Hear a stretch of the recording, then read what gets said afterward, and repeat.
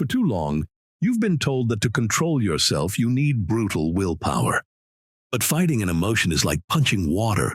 It doesn't work. What if I told you that the entire idea of self-control you've been taught is dead wrong? You've been sold a lie. The lie is that self-control is a battle of suppression. You stand there swearing you won't check your phone, you won't eat the sugar, you won't send the angry email. And for a moment, you win. But then the dam breaks. The pent-up frustration or desire crashes over you, and you find yourself doing the very thing you swore you wouldn't. Then comes the self-hatred, the shame, and the crushing thought, I must be weak. I just don't have enough willpower. This is a failure of strategy, not a failure of character. The truth is, true sustainable self-control, the kind that gives you unshakable inner peace, isn't about fighting the emotion or suppressing the feeling. It's about a 3-second, learnable mental skill that allows you to instantly choose not to care about the things that don't matter in the most powerful, healthy way possible. This is the Stoic superpower. It's the ability to feel the trigger, the insult, the rejection, the frustration, and simply decide, I will not be controlled by this. We don't try to stop the first feeling. We intercept the second thought, the one that turns a neutral event into emotional chaos. If you're tired of being manipulated by your phone, your boss, or just a bad memory from 5 years ago, stick with me. We are going to install the mental firewall that gives you complete, unshakable control over your inner life. Let's start with the flash of heat in your chest when you get a message that completely misunderstands you, or worse, outright attacks you. You're in a spiral, a total, out-of-control, mental and emotional freefall. And in that moment, what is your most desperate wish? It's not $1 million. It's not a new career. It's the simple, beautiful, impossible feeling of, I wish I just didn't care. That desire is a craving for self-control.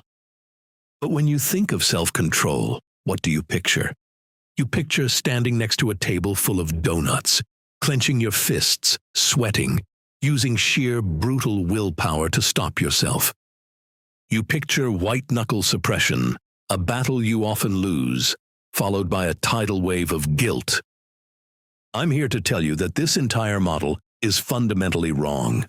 Self-control, the kind that gives you an unshakable inner peace, is not about suppressing your emotions. It's not about becoming a robot. It's not even about willpower. It is a learnable skill, a superpower, that allows you to choose your emotional state, regardless of the chaos in the world. Think about that for a second. What if you could literally not care about the things that don't serve you in the healthiest and most powerful way possible? For too long, we've been taught that emotional self-control is about fighting. Fighting your fear, fighting your anger, fighting your desire. The Stoic insight is that the fight is already lost before it begins. The real secret is choosing which thoughts you feed. It's about catching the tiny, almost invisible moment where an impression from the world enters your mind, and you slap a judgment onto it. That judgment is the match that lights the fire of rage, anxiety, or despair. And when you learn to unhook your reaction from the stimulus, to separate the event from your interpretation of the event, everything changes. If you feel overwhelmed, anxious, or perpetually angry, I can tell you exactly why. It's because you are trying to pilot a plane you are not the pilot of. The entire source of human suffering, according to Stoic thinkers like Epictetus and Marcus Aurelius, boils down to this single error: fighting things that are not up to us. Think about the sheer exhausting cost of fighting uncontrollable things. You spend hours replaying a conversation in your head, trying to change what someone said to you in the past. The cost here is anxiety and regret. You check the stock market every hour, trying to force the price of a stock to go up. The cost here is paralysis and panic. You scream at your spouse because you are trying to control something you don't like about them. The cost here is rage and relationship damage. This goes beyond wasted energy. This is an act of self-sabotage that drains your mental resources and leaves you powerless. So, let's draw the line. We make this our foundation. What are the things we can control? It's a much smaller list than you think, but it is infinitely more powerful. It comes down to 4 core things. First, your effort and intention. You control how hard you study, how many times you work to sell somebody on something, and the quality of the work you put out. You control your commitment to your own improvement. Second, your reaction. This is the core Stoic superpower. You control the meaning you assign to an event, the first word out of your mouth after a trigger, and the action you take in response to a difficulty. Third, your values and principles. You control what kind of person you decide to be today. Are you honest? Are you diligent? Are you kind? That is a choice you make, regardless of the circumstances. Fourth, your attention and interpretation. You decide what you look at, what you read, what you listen to, and crucially, how you translate an external event into an internal reality. A delayed flight can be interpreted as, "The universe is against me," which is out of your control, or "This is an opportunity to do something I've been putting off," which is a perspective completely in your control. So ask yourself, what isn't in your control? This is the big one.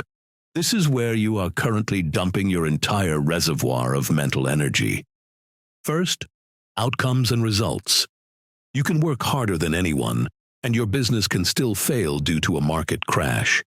You can nail an interview, and the company can still hire the CEO's nephew. Your job is to focus solely on the process, not the prize. Second, other people's opinions and behavior.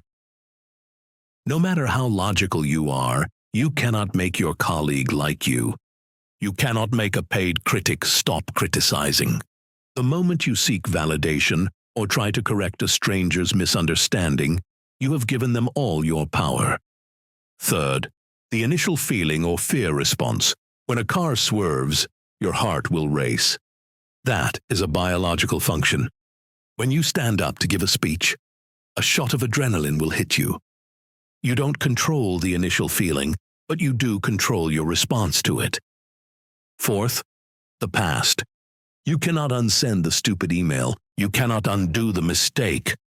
Replaying the past is a guaranteed recipe for shame and self-hatred. Your control is only over your next action. Let's ground this with a concrete example. Consider a job rejection. The uncontrollable focus, which is the path to suffering, sounds like this. "I can't believe they rejected me. It's so unfair. They clearly didn't understand my skills. What are they thinking? Now I'm going to struggle financially. I need to email them and argue my case." The result here is wasted time, rage, self-doubt, and 0 new job prospects. The controllable focus, which is the path to power, sounds like this. "Okay, the outcome is set. I cannot change their decision. I can, however, control my reaction. What did I learn from the interview? I can control my effort and immediately apply to 5 more jobs and spend an hour improving my resume. I can control my interpretation and choose to see this as a necessary redirection. The result here is clarity, immediate action, and forward momentum. Consider another example. Someone's judgment. The uncontrollable focus sounds like this. Did you see what they posted about me? I have to respond. I need to defend myself. They have to know I'm right. I can't let them get away with this. The result is giving the troll your time and energy, elevating their platform, and compromising your own peace. The controllable focus sounds like this. Their opinion is not my reality. I cannot control what they think or say. I can control whether or not I pay attention to it. I can control my values and choose to behave with dignity and silence. I'll spend the time I save on my work, which is something I can control. The result is invulnerability, focus, and preserved energy. The revelation is simple, but life-changing. When you truly separate these two lists, the mental load drops immediately. When you stop carrying the weight of the universe on your shoulders, a universe you cannot lift, you free up all that energy to focus on the tiny but infinitely powerful things you can control. This is the foundation. Now, let's get into the mechanism. How do you actually execute this separation in the moment of crisis? The moment of true self-control is a microscopic process that happens inside your mind. It is the moment between the stimulus, the external event, and the response, your action. Most people have a 0-second gap. Stimulus hits, reaction fires. It's pure instinct, pure emotion, pure chaos. The Stoic superpower is about building an entirely new 3-part firewall in that gap. This is the mechanism you must practice daily. We all know the concept of the 6-second rule. Studies show that intense emotion, like rage, takes about 6 seconds for the chemical cocktail in your brain to start dissipating. If you can bridge that gap, you can regain control. But how do you actually widen that gap when your blood is boiling? It starts with an interruption technique. You need a mental circuit breaker that you can apply immediately after the stimulus. Here are 3 simple, practical circuit breakers. First is the physical freeze. When the bad email hits, you are not allowed to touch the keyboard. Physically remove your hands, put them under your thighs. Feel the pressure. This simple physical action interrupts the reflex loop. Second is something we call the word anchor. Pick a word. When the trigger happens, mentally shout that word. Don't think about the trigger. Just focus on the sound and meaning of your anchor word. This shifts your attention away from the external event and onto your internal state. Third is the simple breath. Don't try to meditate. Don't try to do a fancy breathing technique.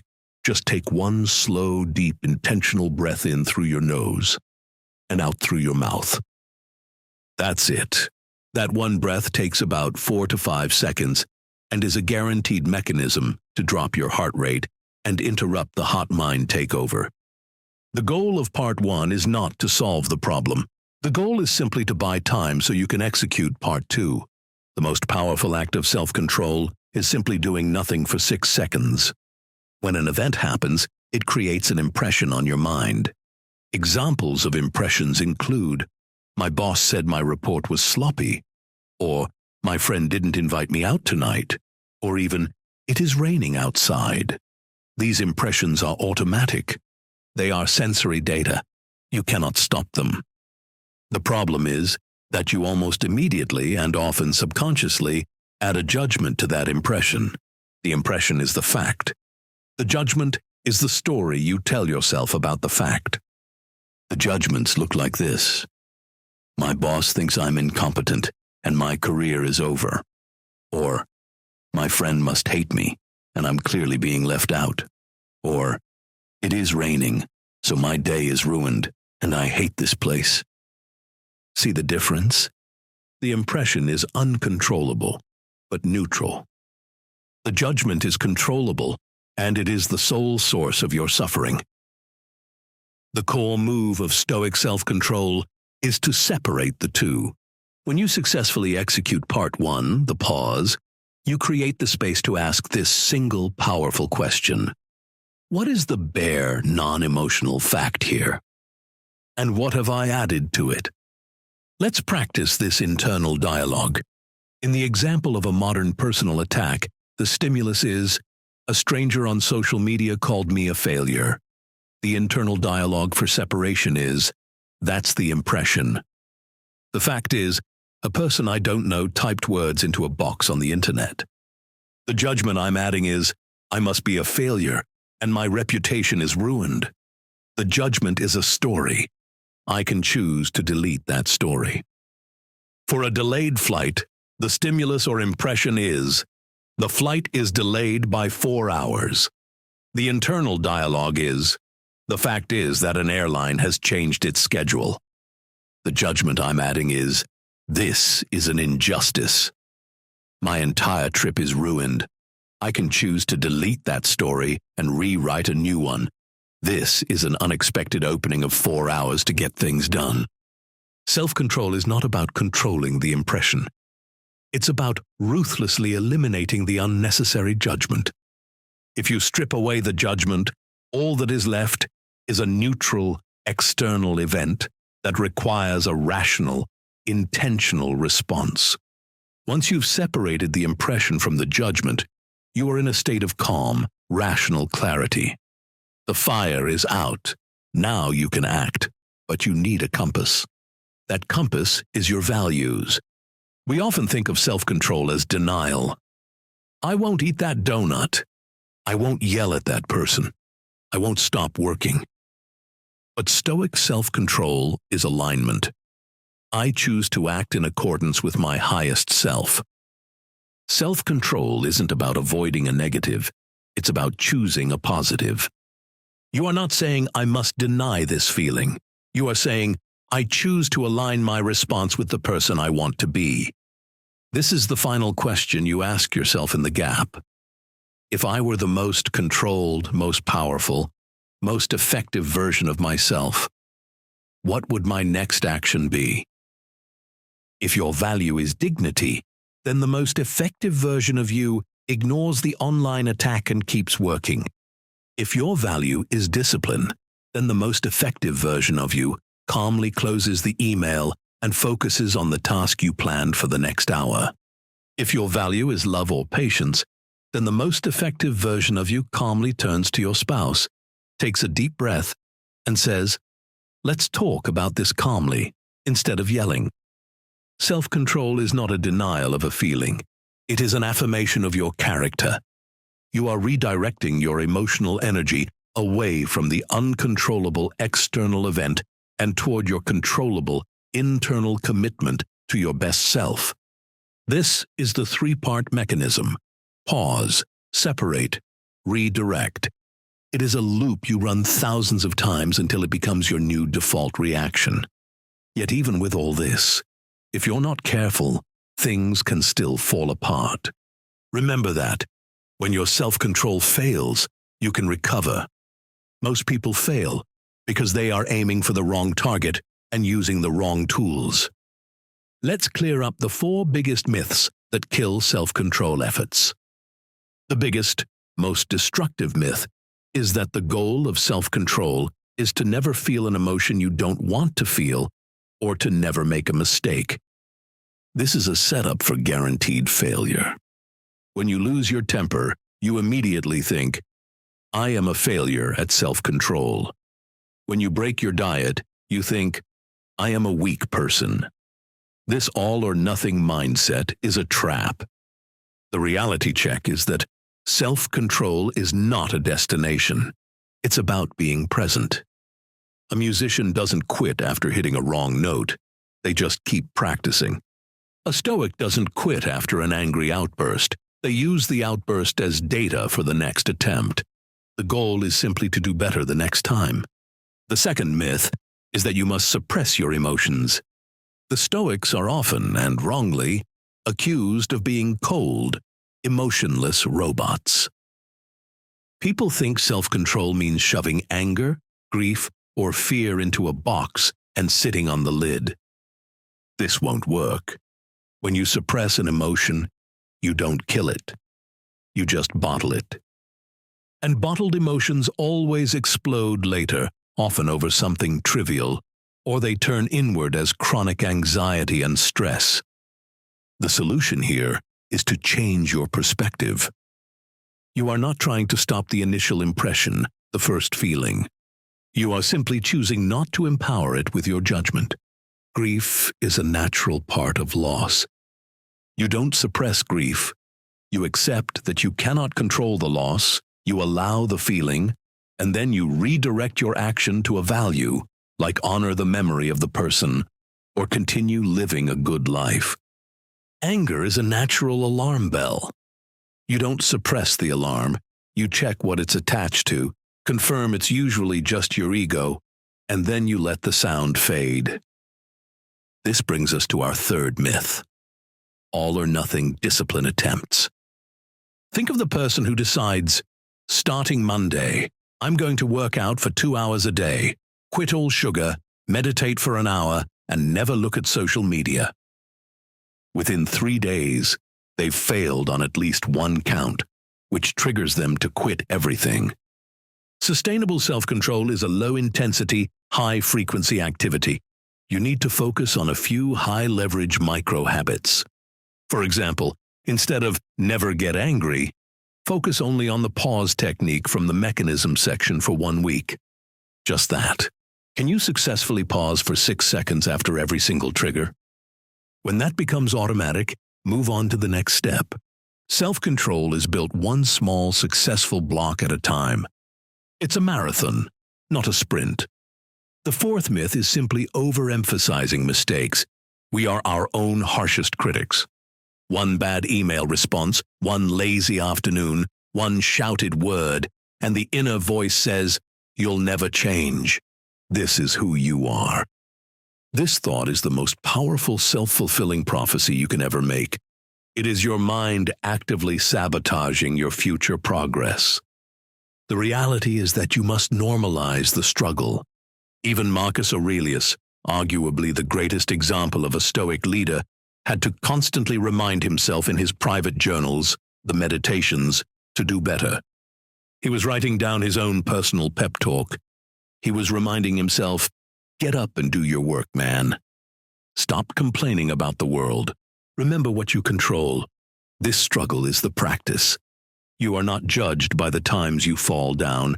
You are defined by the number of times you get back up and try again." Embrace the slip-ups as part of the learning curve, because that is exactly what they are. Now, all this theory is nice, but without practice, it's just intellectual vanity. That's why we need a daily training regimen to put this all into practice. The key is non-judgmental observation. We aren't trying to change anything yet. We are just becoming a scientific observer of our own mind. Think of it less as homework and more as an engaging, high-stakes game. Here are 3 simple, high-leverage tools you can use this week. Your first assignment is to simply figure out where your control leaks are. You can't fix a hole until you find it. So carry a small notepad around, or use the Notes app on your phone, or simply keep a running mental tally. The goal is to notice, not to fix, your outbursts. Every time you feel that flash of anger, anxiety, or overwhelming irritation, the signal that you've lost control, stop and label it. The audit entry has 4 parts. First is the trigger.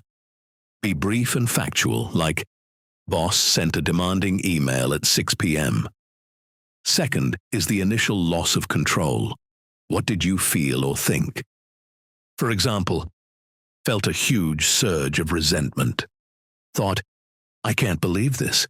They have no respect for my time." Third is the controllable action taken. What did you do next? For example, replied instantly with a snarky tone.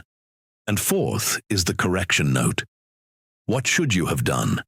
For example, should have put the phone down for 10 minutes and waited until morning. The magic of the reaction audit is that it immediately creates the pause, part 1, of the mechanism. The moment you stop to audit your reaction, you've already created a gap between the stimulus and your response. You are turning your emotional chaos into quantifiable data, which robs it of its power. Do this for a week. You will be shocked at how predictable your triggers are. Most of the time, when you lose self-control, it's because your ego has been bruised, not because your self has been genuinely harmed. Your ego is the part of you that craves validation, reputation, and being right. Your self is the part of you that aligns with your highest values, such as integrity, diligence, and kindness. So, right before you respond to the trigger, the text, the comment, the slight, ask yourself this 2-part question. Is this me or my ego?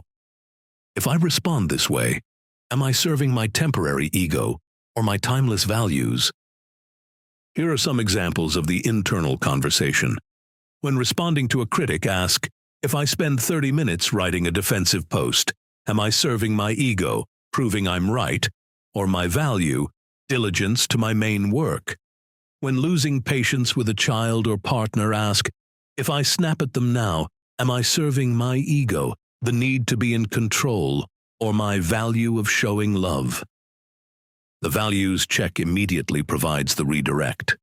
It reframes the moment from a crisis into a test of character. You get to choose your character. This simple check gives you a powerful reason not to lose control, which is far more motivating than just trying to stop yourself.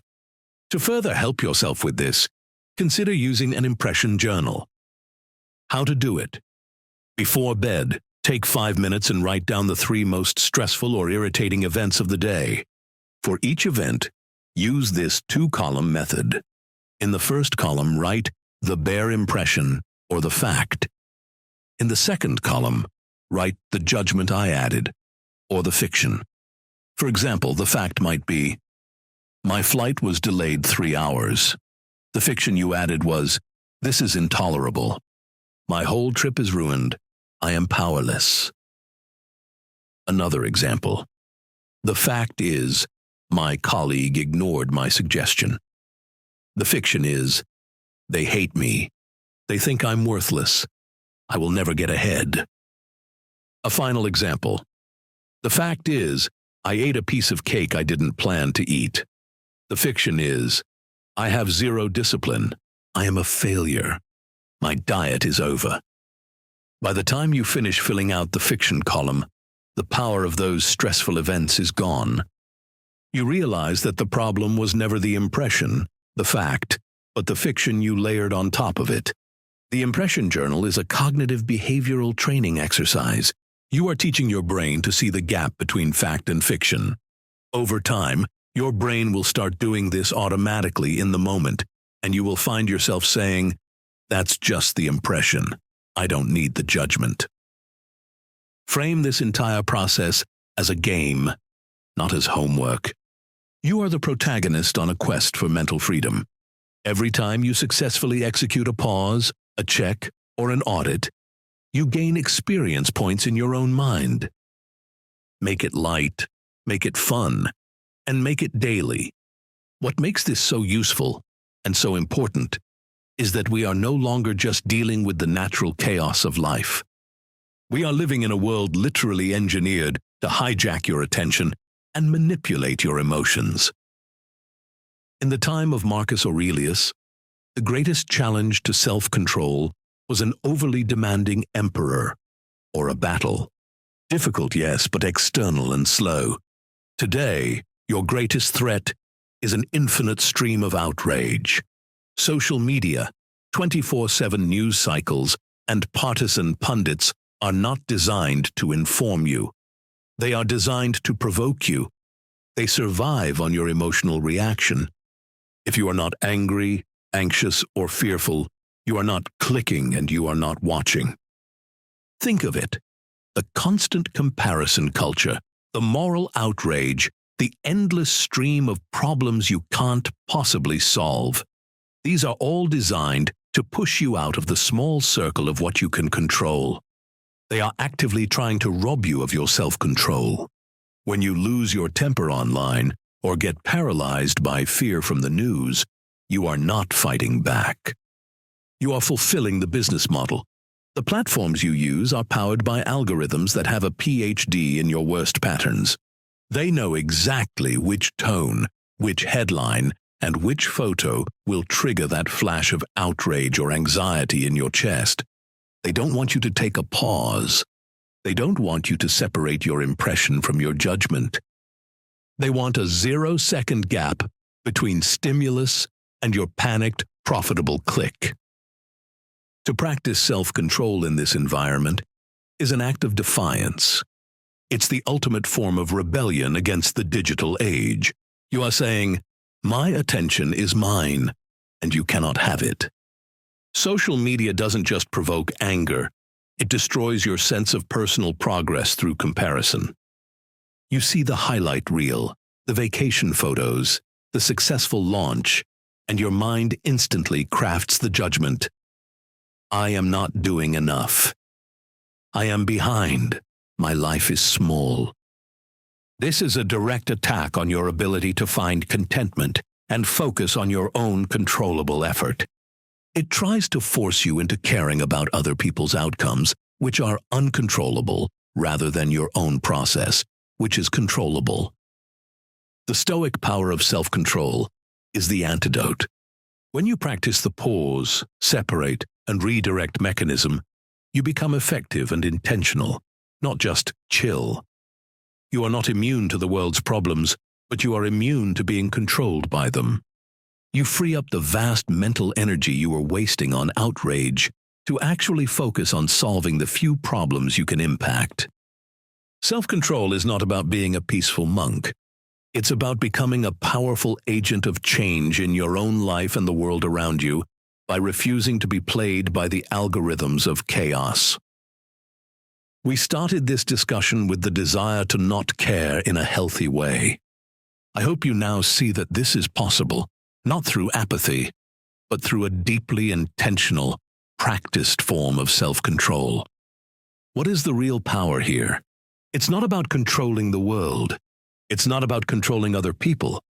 It's not even about controlling your first feelings. The real power is this: the power to not be controlled by anything outside of yourself. Think of the difference between a ship tossed violently by a storm and a submarine traveling silently, intentionally, and on course deep beneath the choppy surface. The storm is still raging above, but the submarine is immune. That submarine, on course and unbothered, is your mind when it is anchored to the things you control. You can't control the bad news. You can't control your boss's mood. You can't control your past. But you can control your effort. You can control your reaction. You can control your values. And when you control those three things, you possess the only power that truly matters. Let me leave you with one memorable line, a quote often attributed to the Stoic philosopher Epictetus. No man is free who is not master of himself. Your freedom isn't found in a bigger bank account or a better job. Your freedom is found in the 6-second gap between stimulus and your intentional response. Your freedom is found in separating the bare impression from the unnecessary judgment. Your freedom is found in choosing your highest value over your lowest impulse. So let's start with one small action you can take today. Don't try to change your life overnight. Do not try to become the perfectly controlled Stoic. Instead, let's go back to the single most important tool, the pause. Your action for today, for this hour, is simply this. The next time you feel a flash of anger, anxiety, or resentment, stop everything. Do not speak. Do not type. Do not react. Simply take one slow, intentional breath. That's it. One breath. One single moment of conscious interruption. That breath is your first act of rebellion. It is the first widening of the gap. It is the beginning of your superpower. Start now. The world is waiting to provoke you. Show it that you are the master of your own mind by doing this work today.